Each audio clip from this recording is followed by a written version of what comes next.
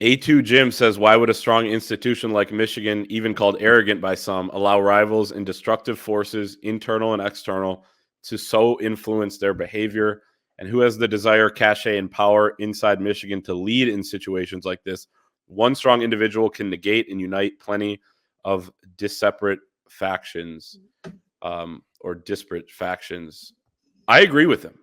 I agree. And specifically when it comes to the Jim Harbaugh contract extension, why let optics, which are already out the window at this point, you know, blowback, backlash, rivals that are trying to leak different things. Why let that influence what you're going to do with the future of your head coach? If something damning came out about Jim Harbaugh, you could get rid of him anyway. But facts are facts. He deserves more than what he's being paid at this point, much more. Michigan clearly agrees based on the nature of the contract extension that is being worked on right now. So I say get it done as soon as possible before you get to the NFL hiring cycle. And it would make no sense not to.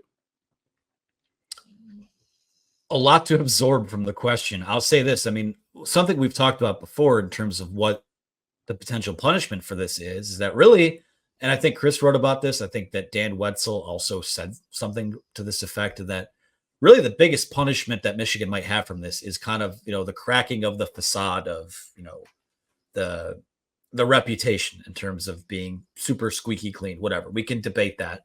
But ultimately, I think that it's, you're talking about maybe more of a Jim Harbaugh suspension. You're talking about, again, I doubt that Connor Stalions probably works in college football again. We'll see.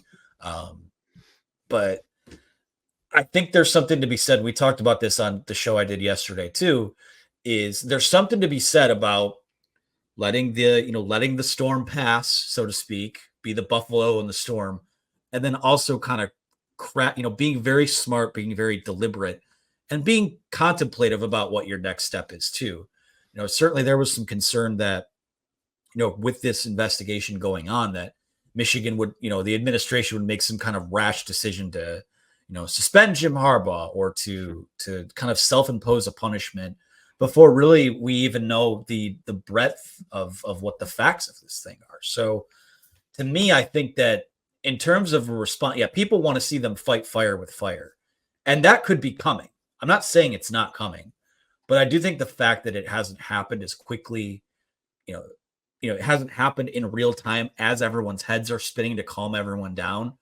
I do think that there is a deliberate reason for that. So in terms of who that uniting factor is, I mean, I don't think it's one person. I really do think it's time to get all boats sailing in the right direction. And, then you craft this single response institutionally and what you decide to do with your head coach moving forward. But, if this is something to where Jim Harbaugh is not necessarily linked to it, and people can jump to conclusions that, well, he should have known and that there's no way he wouldn't have known, that's a discussion that you can let people have on social media. But the fact of the matter is that unless there's something that damns him, that there's no reason to not agree to a contract extension. And really, it should have been done in the winter anyways.